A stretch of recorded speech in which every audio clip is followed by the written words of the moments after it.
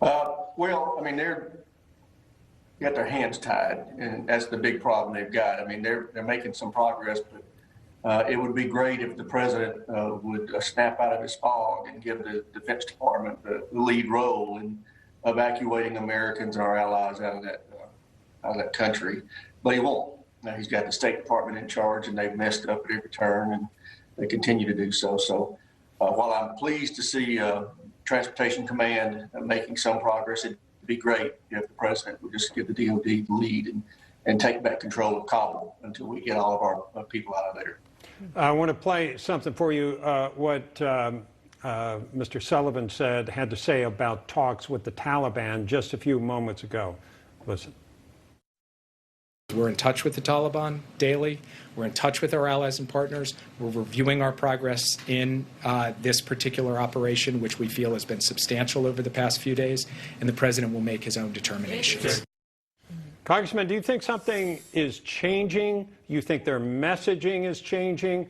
Give me your feel for the dynamics as far as what's going on here, because what people see, there's still chaos. Americans are still there, and they're not out.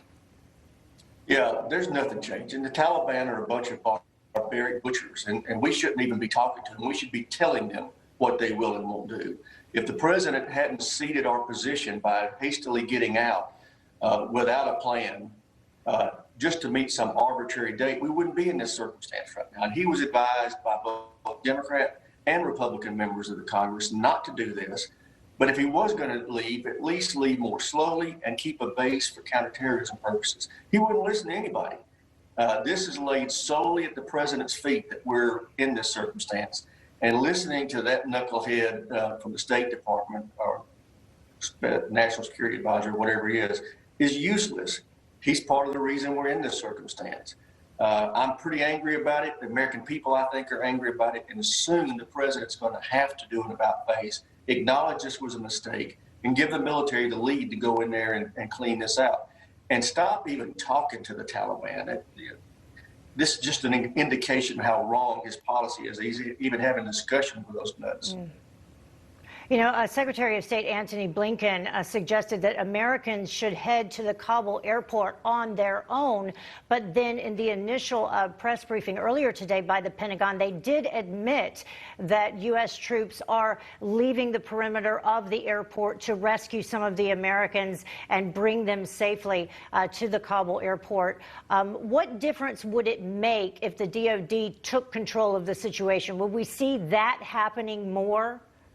Immediately. That's exactly right. If the president told Chairman Milley, General Milley, that get in control of it and get our people out of there, you would see an immediate difference in activity. But he's not doing that. The president is just in complete denial about what a misstep this was in the way they handled it. And I don't know what it's going to take to get him to snap out. When you see those service members doing what they're doing it on their own. They have not been given the orders that I'm asking for the president to tell Milley to take back control of Kabul and get all Americans out of the country. But I hope it's going to happen soon. I'm of the opinion that the public opinion is going to continue to decline, demanding something happen, and hopefully soon that will happen, and the president will snap out of his fog and give the order to clean this mess up. All right, Congressman Mike Rogers, thank you for joining us. Glad to be with you.